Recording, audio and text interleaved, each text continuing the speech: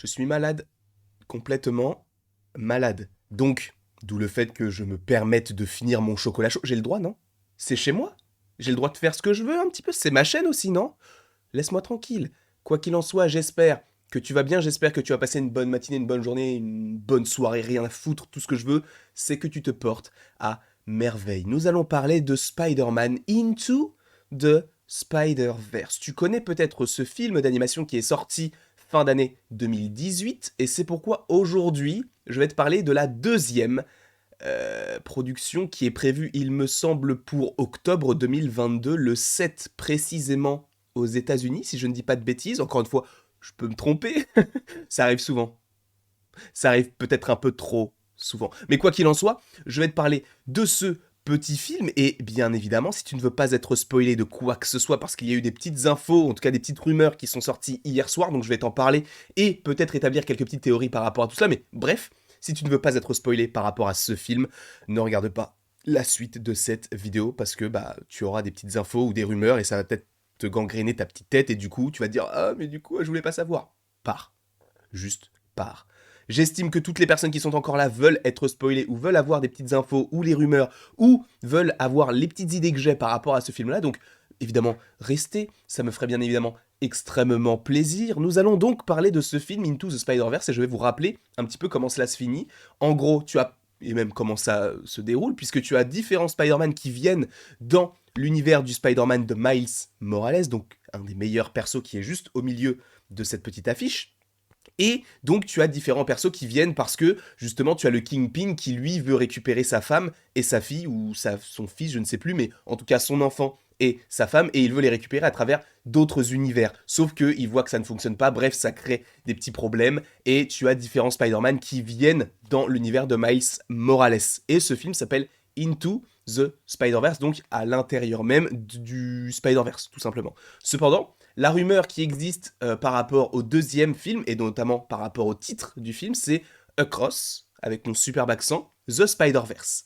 Ce qui signifie à travers le Spider-Verse. Donc, ça veut dire que visiblement, on va traverser le Spider-Verse. Évidemment, c'est le titre du film. Encore une fois, ce n'est qu'une rumeur. Ça devrait être officialisé peut-être bientôt, et peut-être que ça ne sera pas du tout le même titre. Hein. Mais en tout cas, c'est la dernière rumeur qui existe, qui est plutôt fiable. Donc, voilà, c'est plutôt intéressant.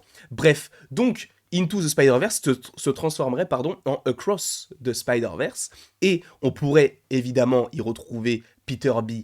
Parker. Pourquoi? Parce que justement cette fois-ci Miles va traverser le multivers, on ne sait pas comment, même si j'ai une petite idée par rapport à ce qu'il s'est passé dans le premier film. En plus de ça, à la fin du premier film, tu as Miles Morales qui est sur son lit, il ouvre les yeux et il voit quelque chose qui ressemble, qui s'apparente à un portail, et il entend la voix de Gwen Stacy, donc ce personnage-là, bon, bah, qui est aussi sur l'affiche, j'ai oublié de prendre une photo individuelle, mais ce n'est pas le sujet.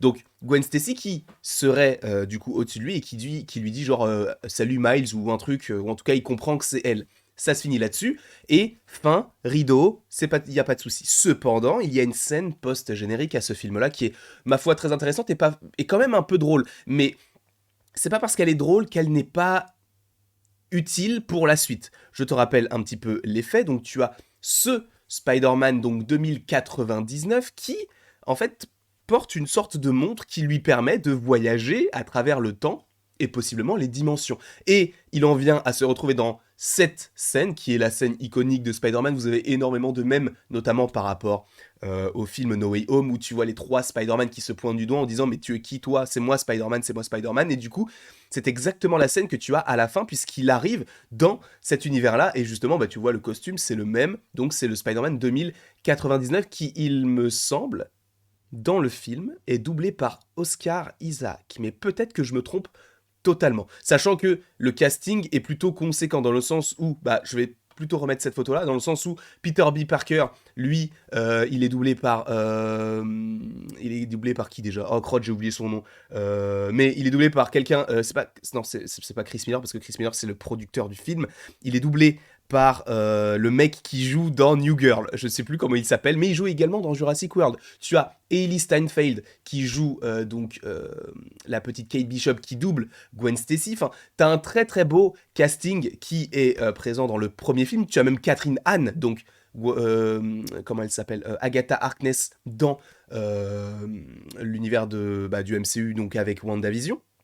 qui double, elle, le Docteur Octopus. Donc, t'as plein de petits personnages, de petits acteurs plutôt connus, hein, il faut le dire, dans ce film. Jake Johnson. Il s'appelle Jake Johnson. Je suis confus de tout cela. Bref, donc tu as un casting plutôt étoffé, sachant que là, il y a pas mal de rumeurs sur d'autres persos. Parce que, vous le voyez, là, il y avait Spider-Cochon, il y avait le Spider-Man un petit peu plus futuriste en robot, il y avait le Spider-Man noir, il y avait également, du coup, Peter B. Parker, il y avait Gwen Stacy, et évidemment Miles Morales. Cependant, la question qu'on peut se poser, c'est est-ce que cette équipe sera exactement la même? Est-ce qu'on retrouvera tous ces personnages-là dans le prochain, puisqu'ils ont tous survécu, même si, bon, le robot n'a pas survécu, mais tu te dis, bon, elle peut très bien en recréer un. Donc ça ne poserait pas forcément de problème. Je crois qu'elle s'appelle Penny Parker, celle qui construit le robot. Bref, l'idée et les rumeurs qui sont autour de tout cela, c'est que normalement, dans ce film-là, tu pourrais avoir d'autres petites apparitions, d'autres petits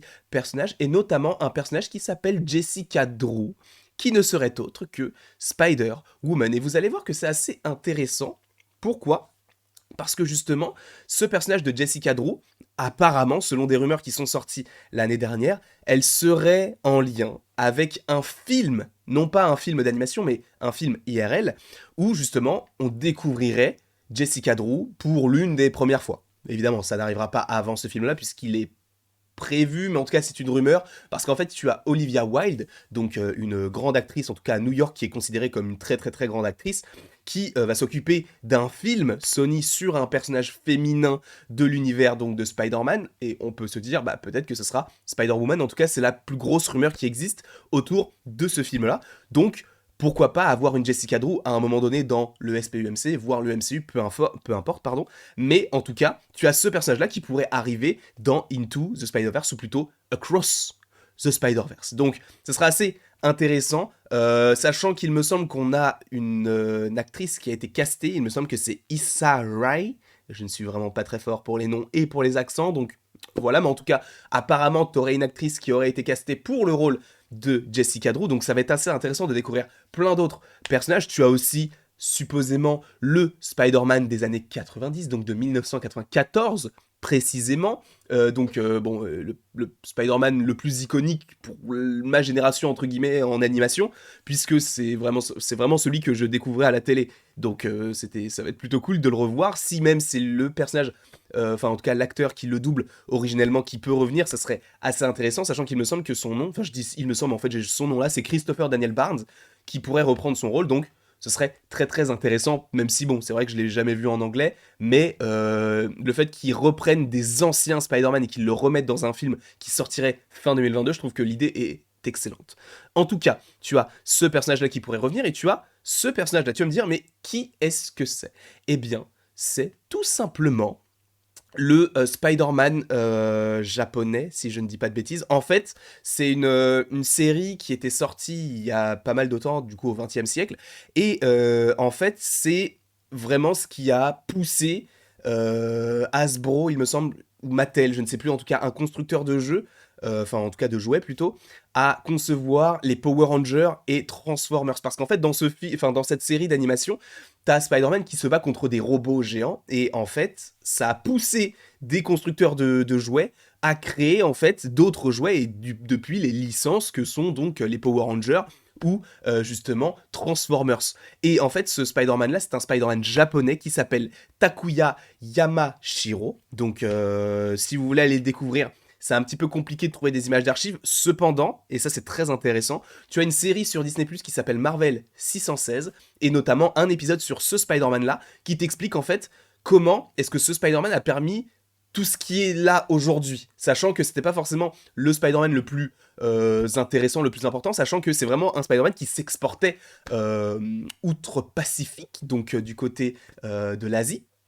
Et même Stan Lee parle de ce personnage, et il a même fait une photo avec lui, donc même si c'était pas quelque chose d'officiel du côté de Marvel, tu sais qu'il y avait en tout cas une petite connexion qui s'établissait et c'était très intéressant. Donc je vous invite à regarder le premier épisode, je crois, de Marvel 616 qui est en lien avec ce Spider-Man japonais. Très intéressant, ça te permet en fait de comprendre la genèse de ce projet et de voir ce que ça a permis par la suite. Donc je vous invite grandement à aller voir ce en tout cas cette série documentaire qui est très intéressante par ailleurs parce que tu as même des épisodes sur la place de la femme et la place de la femme musulmane dans l'univers des super-héros via le personnage de Miss Marvel, et ça je trouve ça juste génial parce que voilà, tout ce que ça véhicule, moi j'adore ça, donc je vous invite à aller voir tout cela. C'est un peu long mais c'est ma foi très intéressant. Choisissez les épisodes que vous voulez voir, il y a même un épisode sur la Comic Con et sur les cosplays et tout, c'est très intéressant. Bref, donc je vous ai parlé de ce personnage là, mais il y a aussi un autre personnage qui pourrait arriver et ce n'est autre que le personnage de Silk alias Cindy Moon. Oui, elle s'appelle Cindy.